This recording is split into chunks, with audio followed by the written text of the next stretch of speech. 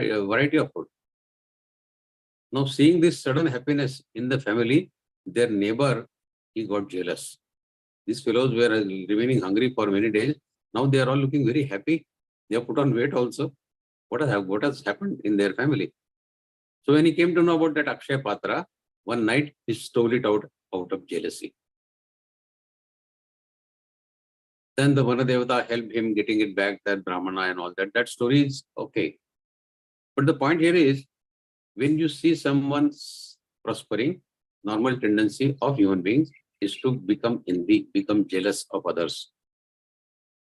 Paramatma says, this will not work. Anusuya. You have to be free of envy.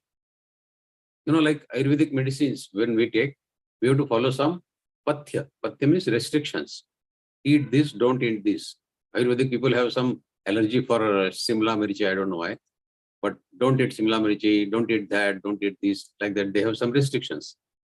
Similar restrictions, Paramatma says, you have to follow when you are walking on the path of Adhyatma. Follow it with Shraddha and don't have Asuya. God says, those who surrender all of their karma and karma phala, fruits of their actions, by using their vivek buddhi, discriminative wisdom, they get rid of their sins. But those who keep finding faults in my teachings, in whatever is instructed to them, don't follow my teachings, they never get established in the spirituality. So this is the meaning in short of this shloka. We go to next shloka, 32nd. Ye tvedadabhya suyanto nanutishtanti me matam sarvajnana vimudanstan vidhinashtana chetasaha. Ye means those people, etat, this, abhya suyanta, out of envy, out of habit of finding faults, expressing doubts, anutishtanti, regularly perform, my, matam, opinion, sarvajnan, all sorts of knowledge, vimudhan, be fooled, deluded, tan, they are vidhi. Vidhi is to know, nashtan, all get ruined, destroyed, meet with the downfall. Achetasaha, people without analytical mind. Chetasa is your viveka buddhi. Achetasa is people who do not use their viveka buddhi, their discriminative wisdom. So Paramatma says, but those who out of envy disregard my teachings and do not follow them are to be considered as fools, mudhan, deviated from the purpose of human life. They have forgotten what is the purpose of human life. And then they become devoid of spiritual consciousness. So the Lord says in this shloka that those who do not live their lives as prescribed. Prescribed means slok number 30, what we read. Mai sarvani karmani sannasya adhyatma chitasa nirashir nirmamo bhutva vidyasva vigatajvaraha. According to this teaching, prescribed teachings, which says offering all karmas to the Lord, being free of attachments, expectations and envy. This was the teaching of Lord in Slok 30. Those who do not follow this, they are those fools who happily lead to their own downfall. Those who don't believe in the statements of mine and lead their life the way they want, they meet their own downfall themselves.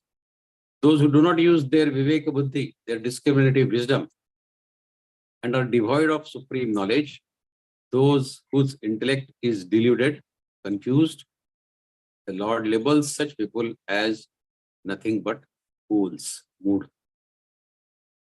As we know, there are many so-called of learned and wise people who read scriptures, who read many adhyatmic literature. They listen to the discourses given by different experts, yet they lead their life with total unawareness. Idhar se aaya, udhar se gaya. They don't follow that in their life and they live the life the way they want without any awareness of what has been told to them in all those discourses or in all those adhyatmic literature. So these people are nothing but learned fools. They are learned, but they are also fools. So there are two types of fools then. Those who are literally ignorant. Genuinely, they don't know. Literally ignorant. And hence they waste their human life. And then those who are learned ones, who are full of bookish knowledge, but yet they do the same. They also waste their human life. Now, it is difficult, honestly, to put into practice whatever you have read or whatever you have heard. We read so much of Geeta, we attend to so many Vivechana Satras, we go to so many discourses from experts. But can we follow every word that has been taught to us? Every word that we hear, can we follow it? It is difficult. Why difficult? Because of the age-old unconsciousness which has ruling over our conscious mind. Such is the immense power of your unconscious mind that it has tremendous influence over your thoughts and your choices. There are umpteen number of shlokas and sanskars lying in our unconscious mind, both good and bad. And when the undesirable sanskars surface, they have such an impact on your personality that you become inclined towards those activities which are detrimental to your spiritual consciousness. Sorry. And those people who undergo this kind of influence of under their unconscious sanskars, which are seemingly detrimental for their travel on the path of spirituality, outwardly these may be very innocuous activities. Like suddenly they may start believing that excessive sleeping is good, and they enter into excessive sleeping, excessive eating, or excessive talking. But these simple things, outwardly these may appear to be very simple things. सो गया तो क्या हो गया, सो गया ठीक है, okay fine. खा लिया तो क्या हो गया, बहुत बोलता है तो क्या हो गया. So excessive sleeping, excessive talking, or excessive eating may outwardly appear to be very minor issues, but these are not in the interest of the sadhak who is on the path of adhyatma. These small things, apparently small things, may be very detrimental for his travel on adhyatma. Now, despite learning in Bhagavad Gita, Yukta Ahara Viharasya, Yukta Cheshtasya Karmasu, Yukta Swapna Vodasya Yogo Bhavati Dukkha, Paramatma has instructed in several shlokas in Adhyaya 6, Atma Sanyam Yoga, repeatedly stressing, repeatedly emphasizing that moderation in everything is the key to good health. Yukta Ahara Viharasya, Yukta Cheshtasya Karmasu, Yukta Swapna Vodasya. You should eat only enough. You should sleep only enough. Don't be in excess. Moderation is the key. Moderation is the key. Despite that, if you are violating these instructions of Paramatma and entering into excessive sleeping, excessive eating, excessive talking, then you are violating the rules of Adhyatma. And then your progress will get affected definitely. So such a person who goes under the influence of his unconscious without going into the instructions given to him, such a person is nothing but a fool. So outwardly it may seem, if a person is sleeping too much, how can he fool? He will be fool because it is obstructing his journey of Adhyatma. That's why he is a fool. The day he comes out of his excessive sleeping, excessive talking, or excessive eating, he may march ahead on his path with full speed. But these things, they become the stumbling blocks, speed breakers. The Lord says that so-called so-called learned fools waste their lives. And the tragedy is, they all think that whatever they are doing is in their interest. They think, if I am eating, it is in my interest. If I am sleeping, it is in my interest. If I am talking too much, it is in my interest. So they don't realize their own lacuna, that this is not helping them at all. So Paramatma says such people are learned fools. Okay, we go to next shloka now, 33rd. Sadrushay cheshtate swasya prakrutir jnanavanipi prakrutiyandi bhutani nigraha kinkarishyati. Nigraha kinkarishyati. Sadrushay. Accordingly, cheshtate. Cheshta is same like we say in Hindi. Cheshta means to keep trying. Swasya. Swasya by own. Prakriti. Prakriti is mode of Prakriti. Sattva, Tomo. Jnanavan, the learned person. Prakritim, nature. Yanti. Yanti is to go. Bhutani, all living entities, all living beings. Nigraha. Nigraha means insistence, repression. Kim, what? Karishyati, can do. So this shloka says, Paramatma says, even the enlightened people, even the enlightened ones, they work according to their own nature. And common people, of course, they work even more so, according to their nature. In accordance with their nature. When everybody is working in accordance with their nature, then what is the use of forcefully restraining the sense or the mind? I am working normally as per my own swabha, my own nature. Then with the question of repressing, forcing my senses into doing a particular activity which is not in line with my nature. So the indomitable power of Prakriti. What is Prakriti? The sanskars of our past karmas. Our Prakriti, if I am a sattvic person, then this is the result of the past sanskars of my previous lives or even this life. And my tendencies have become sattvic. So this is my Prakriti. Likewise, somebody's Prakriti, his innate nature could be Rajasi. Someone's innate nature could be Tamasi. So that is called Prakriti for us. So if your innate nature is not sattvic, then even if you want, yet you will not be able to meditate or perform your spiritual practices because your nature is not sattvic. Then even if you are in the esteemed company of a very learned person, very learned guru, your mind will come up with some such excuses that you will leave that place where the Swamiji is telling you something. Because by nature you are not sattvic. So your Prakriti will not allow you to sit there for a long time. The Jnani, the learned people, they also abide by the law of Prakriti. What is Prakriti? Sanskars of our past karmas is our Prakriti. A common man does the same, of course, but there is a difference. When a Jnani follows his innate nature, his Prakriti, and a common man follows his Prakriti, his nature, there is a difference in both. The difference is that such a Jnani is well aware of the gunas arising in the mind and behaves with awareness that these are the gunas of Prakriti and I am acting as per the Prakriti gunas which are in me. Knowing that it is all nothing but a game. I am acting sometimes Rajasi or Tamasi, it is all game. I am basically a sattvic person. And he does everything, whatever is happening, he enjoys that, but with total detachment.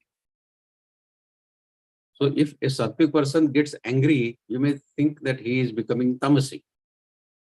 Or if a sattvic person is watching a movie, you will think he is becoming a rajasi. But it's not so. He is not into those. These are the gunas which are getting that activity done from him. He is aloof. He is not involved in that. He is watching it with detachment. If the detachment part is missed, and if he starts getting attached to it, then there is no difference between a Rajasi and a Jnani. So doing all such things which your gunas force you to do with detachment is the real Jnani. That way is the real Jnani. A sage, a saint, he also has a great deal of love for his daughter, like a common man has. We all love our sons and daughters. Similarly, a sage also loves his daughter. But at the level of mind, he is same like us. But inside his core, he is neither has any affection nor any aversion for anyone, including his daughter. Inside his core, outwardly, at mind level, he is same like us. We all heard the name of J. Krishnamurti, the great enlightened master of last century, the Jnani, J. Krishnamurti. We have all heard about his profound wisdom and his very, very great oratory skills. You read his lectures, profound knowledge and great vocabulary, great oratory skills. But such a Jnani, he used to love reading mystery novels, murder novels. Who has murdered whom, like that? Those novels. The important thing here is that nothing binds the liberated, enlightened Jnanis, masters. And they just play with Rajoguna. They just play with their gunas, whatever they occur at the particular time, or Tamoguna. But they know exactly what they are doing. And they do it with total detachment. Paramatma says, Prakriti influences the mind of Jnani also. Prakriti doesn't leave anyone. It influences the mind of Jnani also. And if we see, we probably see an excess of Rajoguna in Lord Krishna also. Making fun of others, frolicking, teasing, dancing, playing flute. These are outwardly all Rajasi gunas.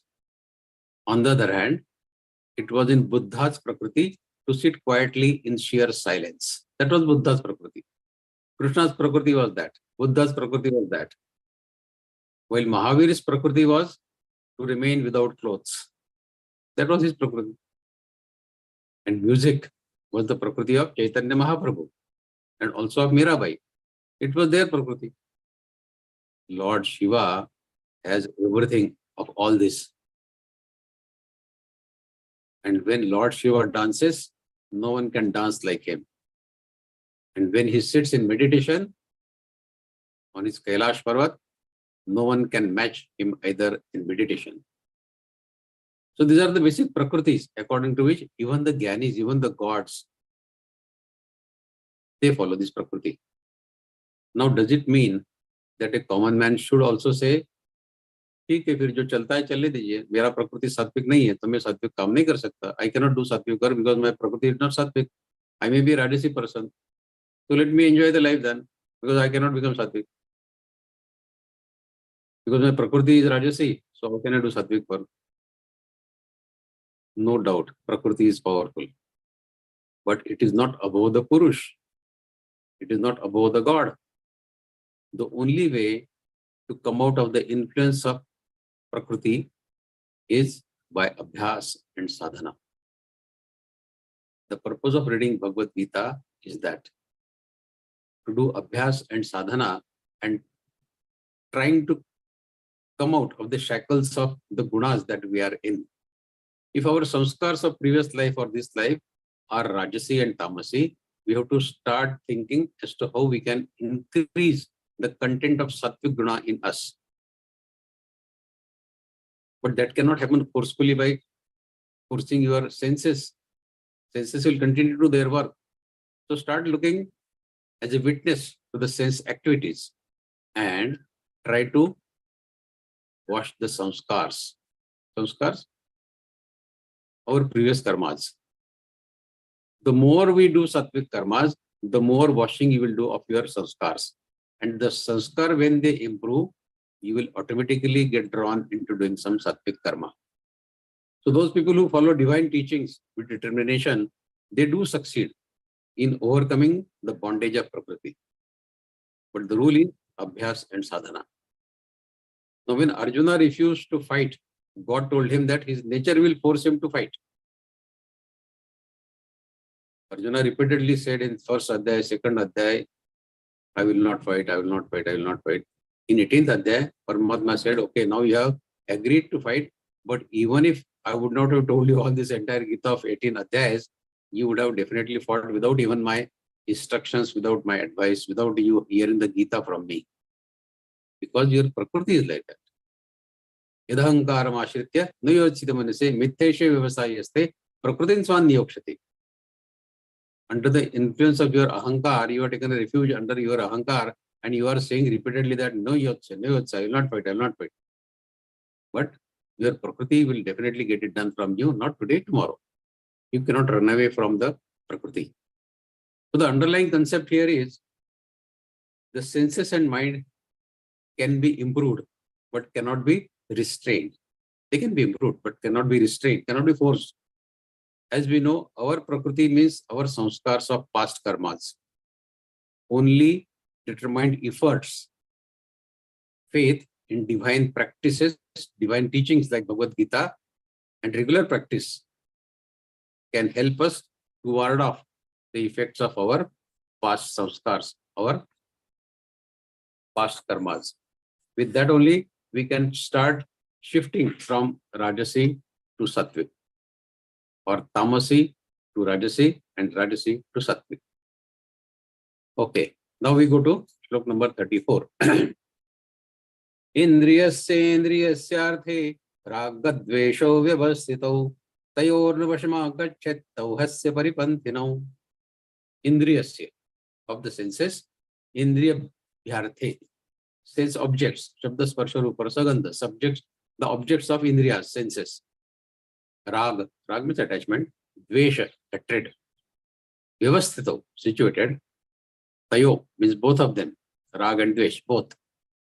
Vasham, control. Agacchata, should become.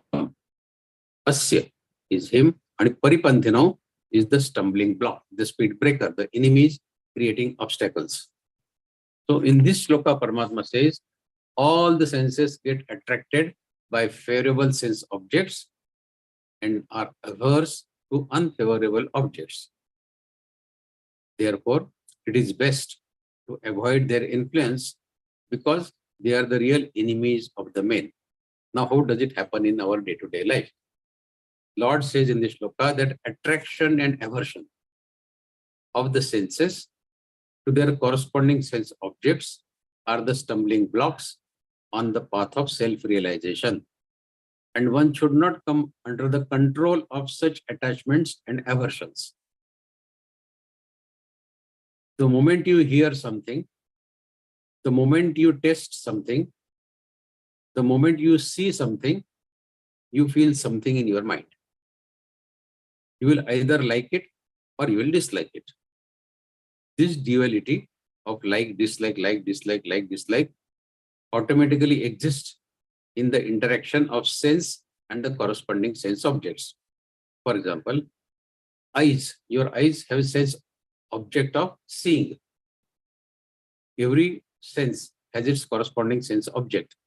You cannot disturb the pair. Eyes will do the work of seeing. Tomorrow if you say eyes, you don't see, you start talking. Eyes cannot talk. Because this pair has been fixed by Prakriti and it has to work that way only. So eyes, when they see something, if they like, you feel happy. If you don't like, you become unhappy. Happy, unhappy, like, dislikes. This is the way we are wasting our life. The whole life gets wasted in playing with this interplay of senses, sense objects, attachments, and aversions. We discussed this, I think, in a previous session also, that you are helping someone, that fellow doesn't say thanks to you, you get unhappy. After some time, he says, okay, thank you very much, you helped me a lot, you become happy. But in the moment, in the interim period, you undergo several thoughts. I had given an example of my wife some time back, that I am used to take tea at say 7 o'clock. My wife doesn't bring at 7 o'clock. I get angry. Then I said, I do so much for my family and they don't take care of me. I get angry that these fellows are don't deserve that I do something for them. Then she comes at 7:15, 7:20 with a hot cup of tea. And then she says, yesterday we had guests. So the whole tea, we made coffee for all the guests and there was no milk left.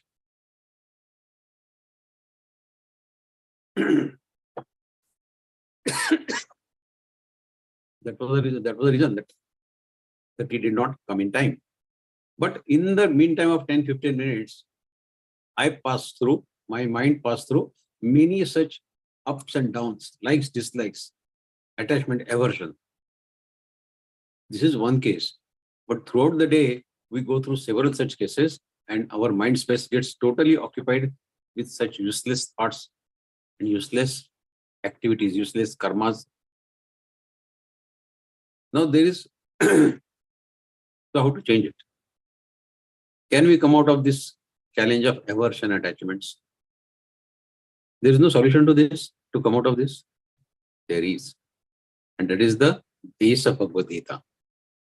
To come out of this aversion and attachments, the remedy may be long and may be difficult, but it is certainly there. Bhagavad-Gītā has answer to every difficulty that you have. The sadhana and its regular punctual practice. Those who want spiritual gains cannot deviate from this course. And how to avoid the slavery of this attachment and aversion, the opposites, pair of opposites, this duality of which we become slave. The answer is equanimity, samatha. And samatha is the base foundation of Bhagavad-Gītā.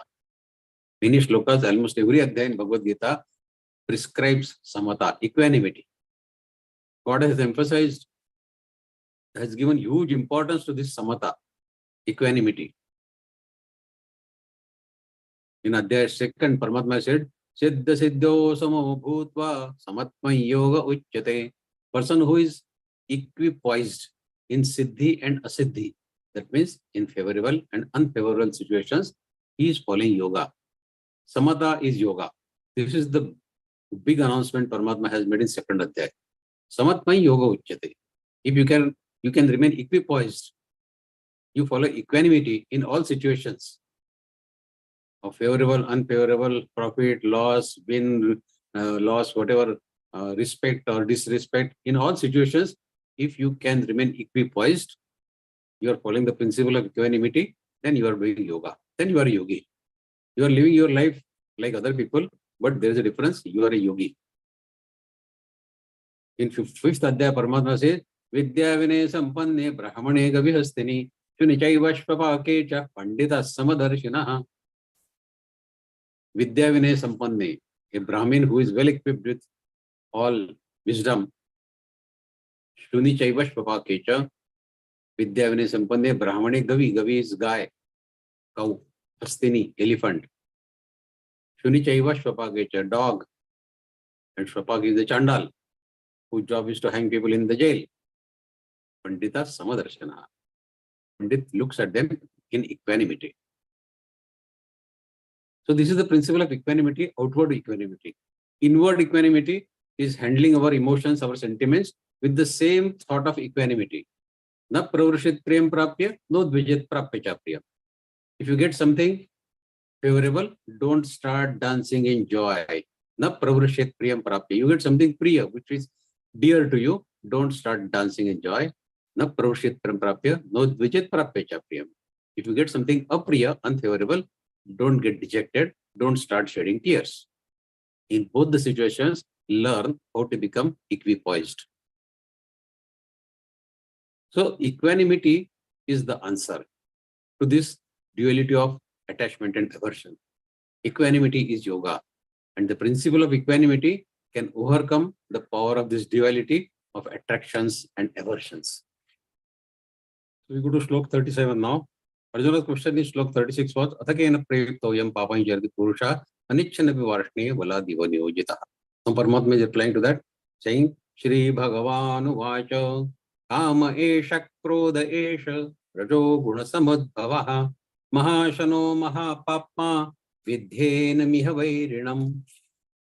So the Lord says, desires born out of rajoguna samudbhavaha, they transform into anger. And this is the all-devouring, sinful enemy in this world.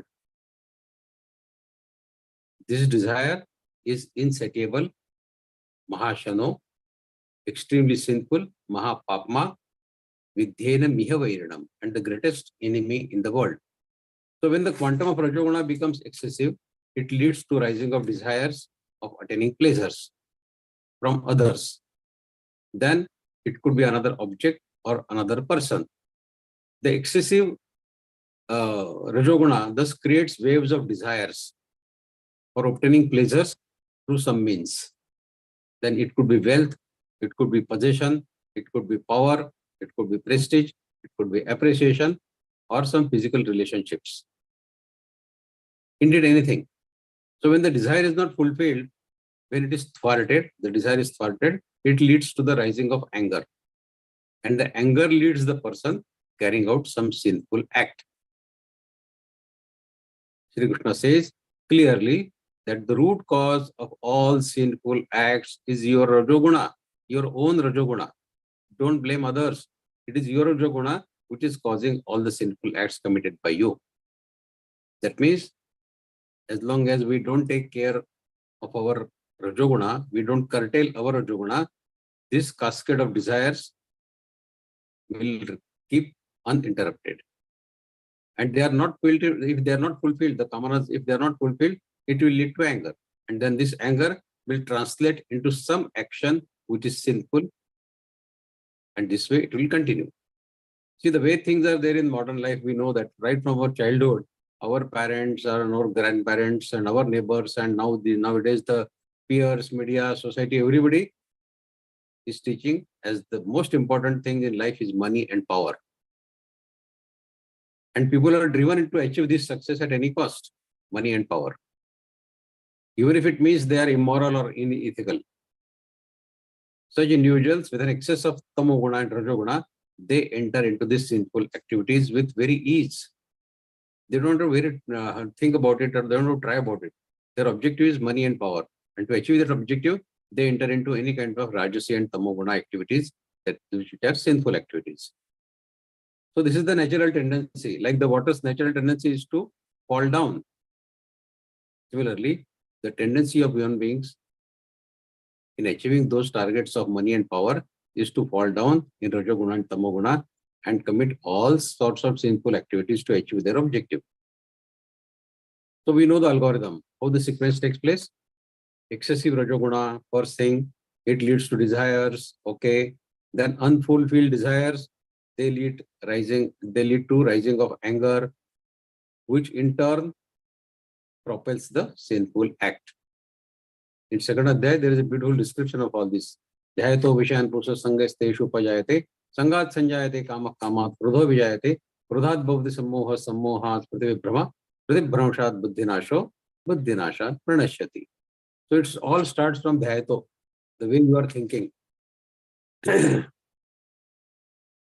Okay, we go to next shloka now. Dhumena vriyate vahanir yatha darsho malena cha yathalbena vrto garbhas tatha tene damam vratam. Now Paramatma is giving an example.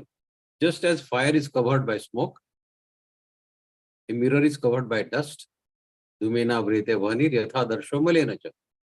Darsha is mirror, it is malena cha, dust, it is covered by dust, or the fetus is covered by layers of that membrane in the garbha of the women. Like all these things are covered, so is the knowledge, which is covered by the layers of desires. Your kamanas, they are covering your knowledge. Thus, even if there is knowledge present in your intellect, but it is masked by the layers of desires, by the layers of kamanas, then it is of no use. That knowledge is of no use because it is already covered by so many of desires, so many of kamanas. Because as long as the blanket of desires is cloaking the intellect of yours, the anger will keep on rising and you will inevitably keep getting into some sinful act. You cannot avoid it because your knowledge is covered by kamanas. Kamanas have overpowered your intellect, kamanas have overpowered your knowledge. So all knowledge that you have read or heard about is hidden behind those kamanas. Kamanas don't allow the knowledge to come up. And that strength of kamanas, they propel you into doing some sinful act. Okay, next shloka. Avurdai jnanamete na jnanino nitya vairana kamarupena kaunteya dushpurena nalena cha. Now Paramatma says the discriminative wisdom, that means your viveka buddhi of even the knowledge, even the knowledgeable people, even the jnanis, avurdai jnanametena jnanino nitya vairana kamarupena kaunteya dushpurena nalena cha. The Viveka Buddha, the discriminative wisdom of even the knowledgeable Jnani people is covered by this perennial army or enemy of Kamanas, which is akin to a voracious fire, Paramatma says. So 100 desires, if I always give an example that the kamana is like a tissue box on your dining table. You take one tissue and another comes attached to it. You take second, third comes attached to it. So it's a never-ending cycle of kamana getting fulfilled. Next kamana is again in the line. Fulfill it, third, fourth, fifth, never-ending. So 100 desires get awakened with the rising of one single desire. It implies, it multiplies and spreads like a wildfire. The kamanas, they spread like wildfire. There is a small story in Panchatantra. There is no time, but I will still mention this story. Once upon a time, there was a traveler who was traveling from his village to another village in context of some business. He walked a lot of distance. While coming back, it was night time. And then he was extremely tired and hungry. So he decided to rest under a tree. Now it so happened that the tree was a wish-fulfilling tree. Ichha Purti Vriksha. Kamana Purti Vriksha. So as this traveler, he laid on the ground, a desire arose in his mind. If I get a good hot food here, how good it will be. I'm feeling so hungry. And since it was Ichha Purti, wish-fulfilling tree, suddenly the hot plate of good food, sumptuous food came in front of him. He took all that food and then he said, if I get a good bed, soft bed here for sleeping, I can't sleep on the floor. How good, how best it will be. Suddenly the bed came with a good mattress, soft mattress on it. He lied down on that mattress. Then the thought came to him, my legs are aching a lot. If I was at home, my wife would have done massaging of my legs. If someone comes and do massaging of my legs, how it will be? Great. Ichha Purti Vriksha. So a beautiful girl came and massaging his legs. Then lying down, the thought came to his mind, this girl is looking beautiful. What if this is a witch who has come here to kill me? What will happen? Then what happened? The thought came to his mind and that beautiful girl, she turned into a witch and killed the person. So the moral of the story is, in the stream of kamanas, you can get driven mad. Kamanas will give such ugly thoughts in your mind that you will go mad. So always think before you think. Think what you are thinking. Your thoughts may kill you. That is the simple message of this thing. Shloka. Next shloka. Indriyani mano buddhi rasyadhisthana michyate eter vimohayatte shadjnanam avritya dehinam. The Padmatma says the senses, the mind and the intellect are regarded as the dwelling places of desires. Where do these desires reside?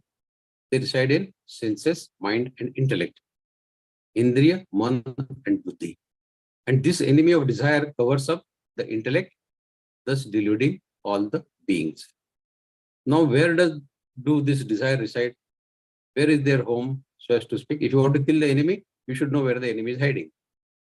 The Lord says the desire reside in the abode of senses, the mind, and the intellect.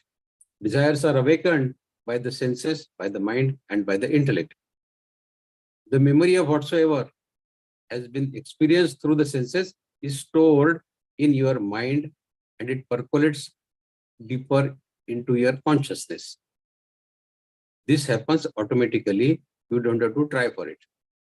Whatever things are happening in your life, they are getting percolated in your conscious mind without your knowing about it, without your doing anything about it.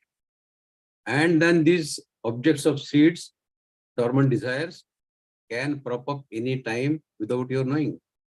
At what time? You also don't know. At what time they will get propped up from your own conscious. So all the previous experiences of your sense gratification, your sensory pleasure, sensory world are stored in these deep layers of your own mind, your chitta. An interesting thing to note is even others' experiences which you have heard, which you have read about, also get stored in your chitta, also get stored in your conscious mind. So it is not necessary that your own karmas will prop up and get into some sinful act from your side. The experiences of others people who they have shared with you can also get propped up from your conscious and get you into acting some sinful act. So from time to time, the seeds of these dormant desires keep getting up, and then they force you into doing some sinful act. We go to next shloka. Tasmatmendriya anyadyo niyamya bharatarshabo papmanam prajahi hena jnana vijnana nashanam. Paramatma says, therefore, Arjuna, you first, by controlling and restraining your senses, control this desire, lust, because this sinful desire is the destroyer of your knowledge and intellect, your self-realization. It destroys all that. Now, let us not misinterpret this shloka to mean that the Lord is asking you to forcefully control your senses. What propels the senses and push them into sensory objects? Shabda, Sparsha, Rupa, Rasa, Gandha. What propels them? The senses into sense objects? It is the mind. Misunderstanding this shloka, many people leave their homes and turn up to some destination in some cave, thinking that there is no way to to forcibly control ourselves. This is the place where we can control ourselves. But does it ever happen? You go to Himalaya or you go to hide yourself in a cave. Can you control your mind by just hiding in the cave? So, what is your habit? One sage would say that you should not discard. You should discard some bad habit when you go to, say, Ganga or you go to some holy place. Shed something when you visit a holy place. That is what the people say. And mind you, this something is not an object, but rather some demerit, some bad habit, some obsession, or some enslavement of your mind, which you are supposed to shed off, which you are supposed to give up.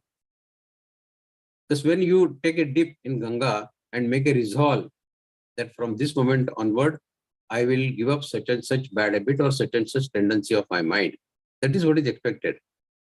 But what we see now, people take a dip in Ganga, they come out and say that from today, I will not eat laddu or I will not eat papaya, some such object. And the best part is, anyway, they don't like eating papaya. So leave the habit, the tendency, not the object. When you go to holy place, don't take a dip and say that I leave this object, not object. You have to leave some bad habit, which you have noticed and which is causing a stumbling block in your journey on Adhyatma. Indriyani paranyahur indriyebhyah param manaha manasastu para buddhiryo buddhe paratastu saha. Now here the hierarchy is mentioned by Paramatma. The senses are superior to our gross body. The mind is superior to senses. The intellect, that is buddhi, is superior to the mind. And the soul, the jivatma, is superior to the intellect. So at the bottom is our gross body, senses, mind, intellect, and the soul. So this is a beautiful shloka to tell us the hierarchy that is there in us. You are stuck at the level of body. The Lord says, go beyond body and retrace your steps. A step back from body is senses. Retrace one more step, and there lies the mind. Retrace one more step, and there is the intellect. Retrace that one final step, and there lies the most sublime of all, the Atma, the Jivatma, the soul. You have to reach there. By crossing all these, gross body, senses, mind, intellect, and then you reach that Jivatma. There are ways to achieve this. We have no time to discuss all that. But in short, first concentrate on your body and its movement and observe all that as witness. Come out of your body and observe your body movement, body happenings as a witness. Do the same way for your senses, your mind, your intellect, and then reach the Jivatma. These are the steps to be followed. We could discuss all this at length. It's a long discussion, but we are already running out of time. So we go to the last book of this adhyay. Evam buddhe param buddhva samstabhya atmanam atmana yahi shatrum mahavaho amaru pandura sadam. Now listening to all this or reading all this dhyan about Bhagavad Gita is not enough. It is our delusion if we think that by listening everything will happen. You have to bring it into practice. We will not get enlightened by merely reading or listening.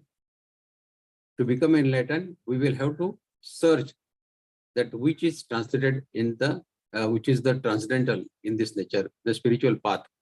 We have to walk on that path ourselves. And this requires consistent, persistent practice. Else, whatever we hear is of no use. Moreover, it can even be dangerous if someone becomes egoistic that yes, I am walking on the path of Adhyatma, I have become a great man. It's going to spoil. because ego kills all of your achievement. Thinking that now he has read or heard it all and I can do it everything by myself, I am a great man now. This is not the way. Just remember that in order to know who you are, you need the tools of Vairagya, rigorous spiritual practice and prayers. You cannot bypass this at all. You need a great degree of resolve in addition, for everything is against the tide, so as to speak. Your karmas are against you, your samskars are against you, your vasanas are against you, your mental conditioning, all are working against you. And you have to travel against this tide of oppose. And you have to seek your real self despite all these odds. So indeed, it is the biggest challenge in our life. But if we are determined, we can attain this in this very life. Because we don't know, if we miss this opportunity, how many more lives we may have to take for this. So let us pull up our socks, gear up to get this fully immersed ourselves in spiritual practices with great deal of determination. Your spiritual practice should be foremost in your mind. This should be the first thought that should come to your mind when you wake up in the morning, and this should be the last thought when you go to sleep.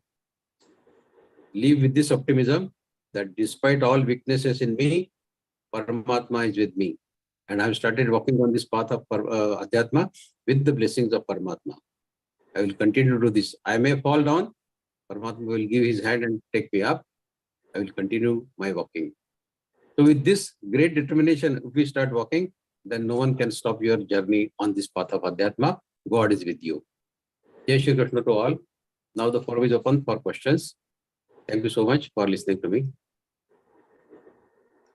Thank you so much, Vikas Bhaiya, for such a beautiful interpretation session. And the examples which you gave, those examples helped us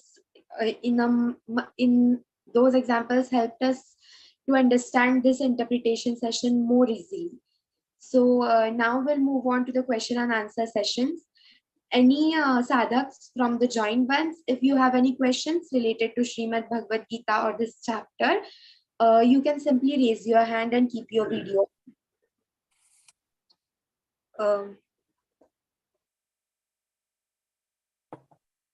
Nanak ji, just a minute. Nanak ji, I have requested you to unmute.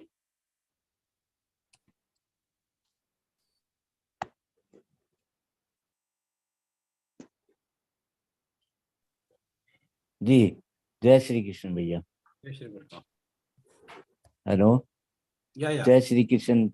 Jai Shri Krishna. Bhaiya, I want to raise a question. Yes, Actually, we are Geeta says, Mame Vansho Jeev Loke Jeev Bhute Sanatane. We have originated from the God himself. And ultimate object of our life is to meet him, to merge our entity into himself. Right. Then why this vicious circle of birth and death? Why God has created this world, this universe, which he himself has said in chapter 8, Dukkhalaya Mashashvatam. Yeah. It is all my Dukkhalaya. question. This is Ashashvat and Dukkhalaya. Paramatma calls this material world as Dukkhalaya and Ashashvatam. There is no guarantee what will happen next moment. That is Ashashvat. And Dukkhalaya because every phase of life, whether Janma Mrityujara Avyadi Dukkha Dosharu Darshanam, there is a shloka in 13th Adhyaya. That birth is a sad happening. Likewise, death, old age, you are getting sick is also very, very sickening. That means it's all dukkha. It's all full of sadness. No stage of life you can really term it as something giving you sukha. Now your question is, why God is doing all this? See, when we have got this human body because of our past karmas, we should thank that Paramatma has given us the body, human life. We have been created as a human species after traveling in 84 lakh yonis. He has given us the freedom to work and freedom to wish. Ichha and karma. These two freedoms are available only for human species. You can either use it or you can misuse it. If you use it properly, you can attain the God. If you misuse it, you can fall down to the lower yonis. Now the choice is left to you. Paramatma has given the full freedom to you to act the way you want. If you decide to act in a particular way, no one will come in your way. No one will come in your way to tell you that don't do like this. You are conscious, whatever it allows you to do it that way. This is the freedom Paramatma has given you. That does not mean we should misuse this freedom. If Paramatma instructs you, nowhere in Geeta, Paramatma has said, do it this only. Paramatma is showing a mirror to you. If you do like this will happen. If you do like that will happen. Choice is yours. With due respect, I'm just interrupting you. Yeah. My question was why the God has created this universe, because at the time of when we were parted with him, we were as pure as he is. Then why we are encircling into the species, 84 lakh species? Yeah, because once we have got my question is this from a दुनिया बनाने वाले क्या तेरे मन में समाई. yeah. I understand. I know that song, Duniya Banane Wale. See, the thing is, I think we discussed this point in some earlier sessions. We have our spectrum of only this life in front of our eyes. That I have done all good work, and why Paramatma will again put me in this cycle of birth and death. But this life is not the first and last. Bahudime vetitani janmani tavacharjuna tanyam vidha sarvani natvam vetta parantam. Arjuna, you and me have lived many lives in the past. I remember all my lives. You don't remember any of your previous lives. That is the curse to the human being, that they don't remember. It's not a curse, it's a boon, it's a blessing actually. Because if we start to remember everything that happened in our last 10 lives, we'll go mad. We'll go mad. So we find it difficult to handle the friends and relatives and contacts of this life. You imagine if we start remembering our contacts, our parents, our brothers, our sisters of the last 10 lives, what will happen to us? We'll definitely go crazy. So this is a boon to us that we forget everything. With the death, we don't die only bodily, but our intellect, our memory, everything dies. But our karmas don't die. Whatever karmas we have committed in that previous lives, they don't die. They continue to follow us in our next life. And they continue to pay the karma phalas in our next life at appropriate time. Now, what is the timing of payment of our karma? We discussed this several times. There are 3 types of things we need to understand: Kriyaman, Sanchit, and Prarabdha. Karma which pay you instantly is your Kriyaman. Karmas which gets deposited in your Sanchit, that means your depository, they go into deposit, Sanchit. And they come in the form of Prarabdha in any moment in your this life or next life. Now the timing of Prarabdha, you are not the authority to decide. Your authority is only to do the karma. To give the phala and at what time is the authority of the Lord. So this concept has to be clear in our mind that we are authorized by God. Our freedom is only to do karma and to wish the way we want to do it. So wish and karma, these 2 freedoms have Paramatma has given. He has not given us freedom to take the karma phala the way we want it. Karma phala giving is in his hand. And at what time to give, that is also in his hand. So our karma phalas decide whether we fall in the trap of birth and death. If you want to get rid of this birth and death trap, then you follow the teachings of Geeta. Mai sarvani karmani sannasya dhatmajitasa nirashi nirmoho bhutva yuddhasya vigata jvara. Continue to follow your prescribed duties. Offer all karmas to Paramatma. Become devoid of attachments. Become devoid of desires. Then you meet Paramatma. So Paramatma is giving you all the paths how to avoid this birth and death cycle of which we are all worried. We don't want to get into this type of birth and death. But then we need to follow the teachings of Paramatma. That's what he says. We spoil with our own hands. So follow Bhagavad Gita in toto according to the teachings of Lord Krishna, and then remove this thought from your mind that will again be born and will again die. Okay, sir. Highly obliged, sir. Jai Shri Krishna. Highly obliged. Jai Shri Krishna. Jai Shri Krishna. So I think no one else is having any doubts. If you are having, please raise your hand. Yeah, feel free. It's a free discussion. If you have any doubt, this was an interesting Adhyay, Karma Yoga. It can change our life. So any doubt if you have, you can raise it. Or if there are no doubts, we can close the session. Ramanji. Yeah. Hello, Yes, please. sir. In Sloka 34, Yeah. Indriyas Sendriyasyadhe. Yeah. Where is the need for using Indriyas 2 times? See, Indriya is senses and Indriya Syarthe is the sense objects. Shabda Sparsha Rupa Sugandha is the Indriya Syarthe. So in Indriya that, Syarthe is sense objects and Indriya is senses. So these two The are objects different are- meanings. the objects are already mentioned as Raga and Dvesha in the next word. So Raga are and they Dvesha are not the subjects of Indriyas.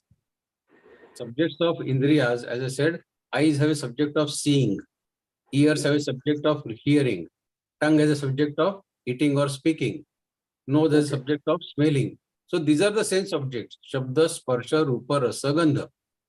So when the senses meet the sense objects, it either creates a favorable response or an unfavorable response. When it creates favorable response, it creates raga, that means anurag, that means attachment. When the response, the result of sense and sense objects meeting together is unfavorable, it creates dvesha. So this duality of rag and dvesh, happiness, unhappiness, that is the duality which spoils our life. okay, So sir. in this arthe, raga dvesha vyavasthito. So this rag and dvesh is situated in the meeting of sense and sense objects. When the sense meets the sense objects, it gives birth to either rag or dvesh. That is the main. Now, Yeah. another request is that when you are giving the meaning of the words, kindly be a little bit slow so that I can note down the important meanings. I'm so sorry, but in a very short time, you have to cover so many shlokas. In fact, Okay. these shlokas, what we have covered, I need double the time that what we spent today. There are so many Yeah. interesting stories pertaining to each shloka, but the time doesn't permit. So Actually, in- we requested the teachers themselves during the lessons that you Yeah. give the meaning then and there. They said it is not possible as we have a separate session for Vivechan. They said we will be only teaching you how to pronounce.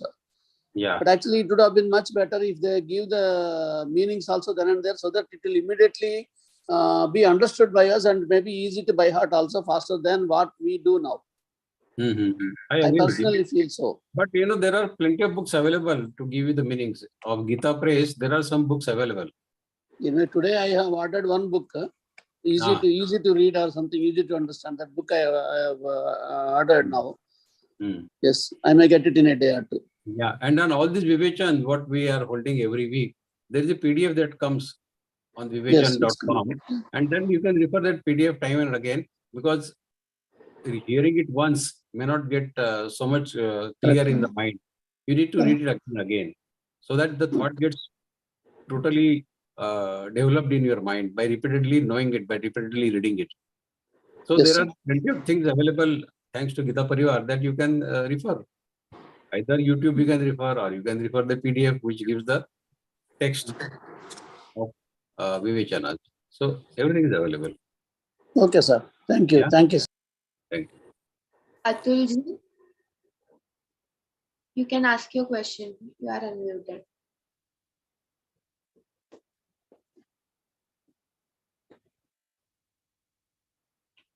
Okay, Soumya ji. Jai Shri Krishna Bhaiya. Yes, Jai Shri Krishna. Ji, Bhaiya, my question is from different, and my question is that should we touch rice in our Ekadashi Vrat? You see, the purpose of fasting is not to eat. So if you are eating rice or whether you're eating sabudana, you're not doing upasa, honestly speaking. So some people who normally eat rice, they think that by eating sabudana, they are doing the upvasa. Now, some people who every day eat sabudana, by eating rice one day, they will think we are doing the upvasa. But nobody is doing upvasa. Because upvasa means total fasting. Total fasting. You don't have to feed to your body every day. You can remain hungry for at least 12 hours from morning to evening, and then eat in the evening. Whether you want to eat rice or whether you want to eat sabudana, it's up to you. But coming back to your question, eating rice is right or wrong in upvasa, the normal tradition is not to eat rice. Normal tradition is to eat something different than that. Whether you eat some potato or that sabudana or some such stuff like that. Or best way is to eat fruits or fruit juice. Because upvasa is not only for mind, but it is for your body as well. If you start stuffing your body with some unwanted things which your liver is not used to digest, like sabudana is difficult to digest. I don't know why people eat day in and day out sabudana every 3-4 times on Ekadashi day. It's not good for your liver. It's not good for your stomach. It's difficult to digest. But they think by eating sabudana, they are doing fasting. So it depends on your individual thinking as to what you want to eat. But the best upvasa is when you don't eat anything. Okay, Bhaiya. Thank you, Bhaiya. Atul Bhaiya? Hello, Vikas sir. Good evening. Good evening. The extension to the question asked earlier, Yeah. upvasa means remembering Paramatma. You must remember the Paramatma. Not this is what we practice, sir. You see, I agree with you that there are thoughts expressed that by doing upvasa, we are doing service to Paramatma. But Bhagavad-Gītā never says this. Yukta ahara viharasya yukta cheshtasya karmasu yukta swapna bodhasya yogo bhavati dukkha. You should take everything in moderation. You should take food in moderation. You should sleep in moderation. You should do every activity of yours, whether it is talking, eating, sleeping, in moderation. Paramatma has never said in Bhagavad-Gītā that you do fasting. On the contrary, there is a shloka in Bhagavad-Gītā which says that people who do this kind of arduous task of remaining hungry for days, they are torturing me because I am in their body. Mamai Mausha Jiva Loke. I am getting thinner because they are also not eating anything, and I am who is residing in them. I am also not getting anything to eat. So, upvasa is never recommended as a service to Paramatma. As a service to your own body, okay, most welcome. And fit body is good for your sadhana. So, it's a means to do sadhana that you can keep upvasa. But by doing fasting, don't be under the impression that you are doing service to the God. God doesn't ask you to do fasting. God doesn't ask you to do upvasa, meaningless upvasa, I mean. Got it, sir. Meaningless in the sense that we are doing upvasa, but in the mind we are thinking about eating something. So that upvasa is not acceptable. So if you are doing upvasa, you have to do mano nigraha and indriya nigraha both. Your tongue is doing upvasa, but your mind is not doing upvasa. So that kind of upvasa, Paramatma says, is not acceptable. Sharira vang mano viriyat. Whatever karmas you do by your body, by your mind, by your vak, is all considered as karma. No, in earlier interpretation chapters, it was taught. So that was not my question. I'll move on. My question was that, when the churning of ocean happened, right? Yeah. Devas on one side and Asuras on one side. Yeah. Why was Asuras required, sir? Why were Asuras required during this churning of ocean? Why not Devas could do that? You see, Asuras were as powerful as demigods. Don't underestimate Asuras.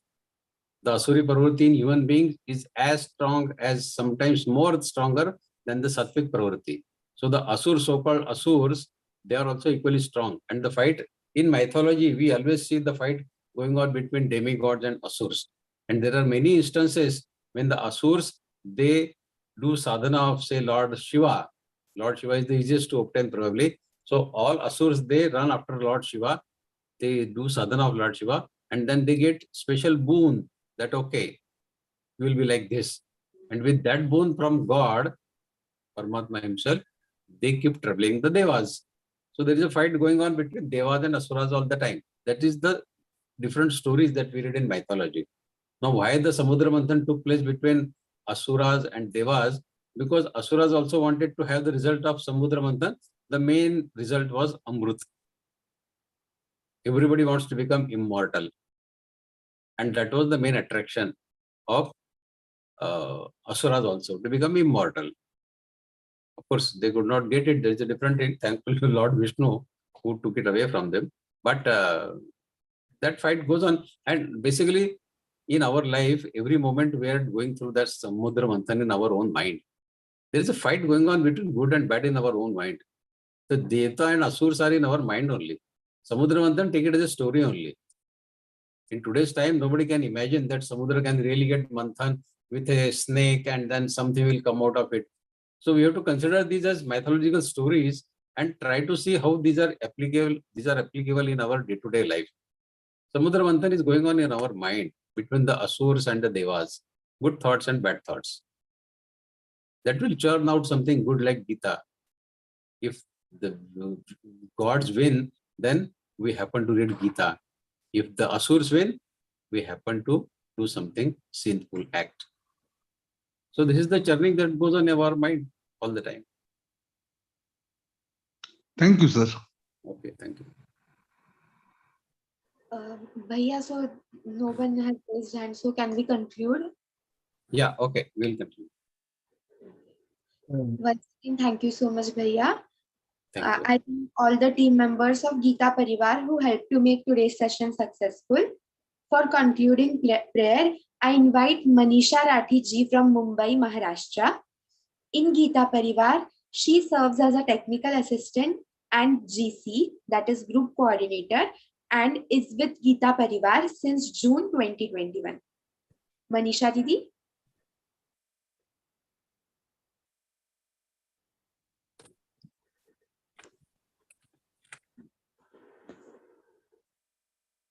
Didi, you can start the prayer.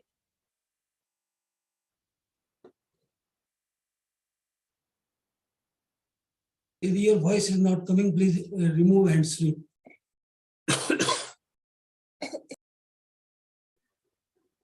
Manisha Didi, you are not audible.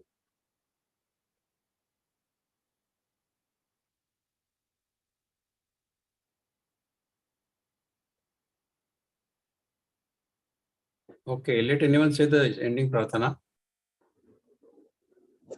Okay, so shall I take Bhaiya? Yeah, please go ahead. Or see, Atul Shanbhag is saying he can do it, so he can do it. Please unmute Atul Shanbhag ji. You can say the ending prayer. Yes.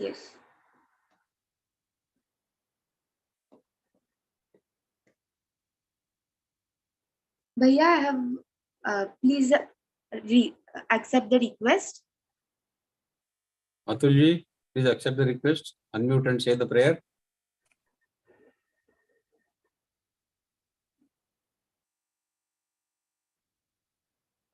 Yogesham Sachidanandam Vasudevam Vrajapriyam Dharma Samstapakam Veeram Krishnam Vande Jagat Guru Shri Krishnam Vande Jagat Guru.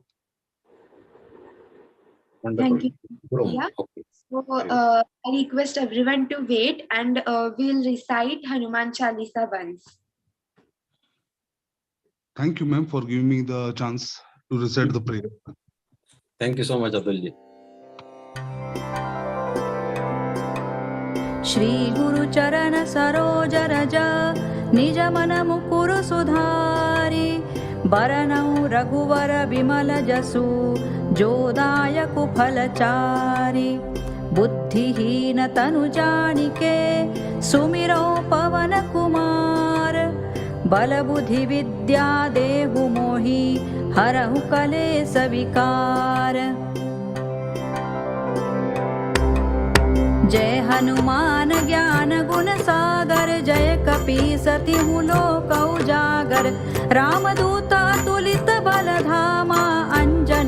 पुत्र पवन सुत नामा महावीर विक्रम बजरंगी कुमति निवार सुमति के संगी कंचन वरन विराज सुवेसा कानन कुंडल कुंचित केसा हाथ वज्र और ध्वजा विराजे कांधे मूज जनेऊ साजे शंकर सुवन केसरी नंदन तेज प्रताप महाजगवंदन विद्यावान गुणी अति चातुर राम काज करिवे को आतुर प्रभु चरित्र सुनिवे को रसिया राम लखन सीता मन बसिया सूक्ष्म रूप धरि सियहि दिखावा विकट रूप धरि लंक जरावा भीम रूप धरि असुर संहारे रामचंद्र के काज सवारे लाय सजीवन लखन जियाए श्री रघुवीर हर्षि उर लाए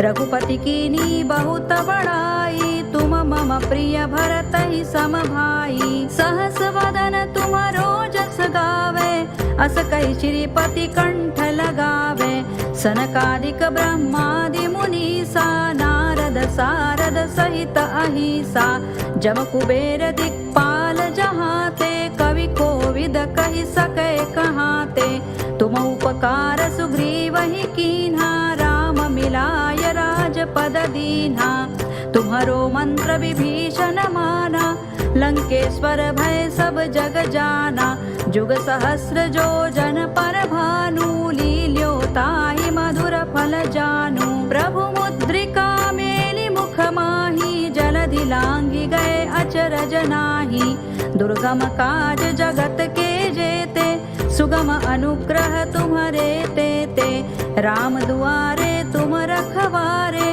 होत न आज्ञा बिनु पैसारे सब सुख लहे तुम्हारी सरना तुम रक्षक काहू को डरना आपन तेज संभारो आपे तीनों लोक हांकते कांपे भूत पिशाच निकट नहीं आवे महावीर जब नाम सुनावे नासै रोग हरे सब पीरा जपत निरंतर हनुमत वीरा संकट ते हनुमान छुड़ावे मन क्रम वचन ध्यान जो लावे सब पर राम तपस्वी राजा तिनके काज सकल तुम साजा और मनोरथ जो कोई लावे सोई अमित जीवन फल पावे चारों जुग परताप तुम्हारा है प्रसिद्ध जगत उजियारा साधु संत के तुम रखवारे असुर निकंदन राम दुलारे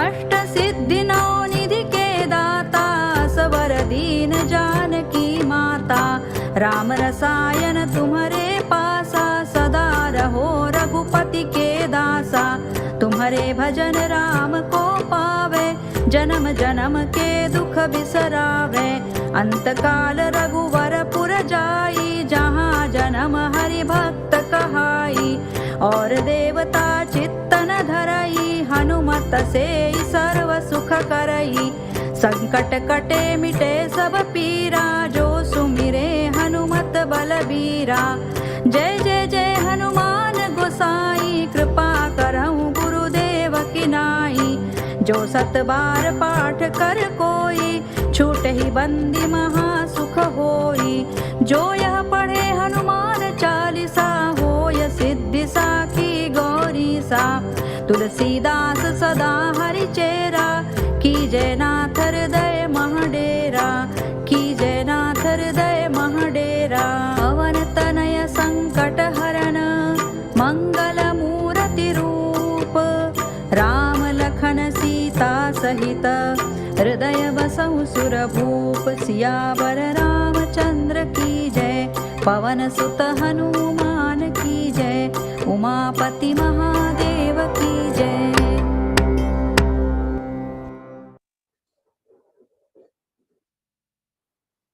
Thank you so much. And also, I request everyone to download the Ram Pratishtha app from Play Store. It is available on Play Store, and we can contribute to the pledge of Hanuman Chalisa.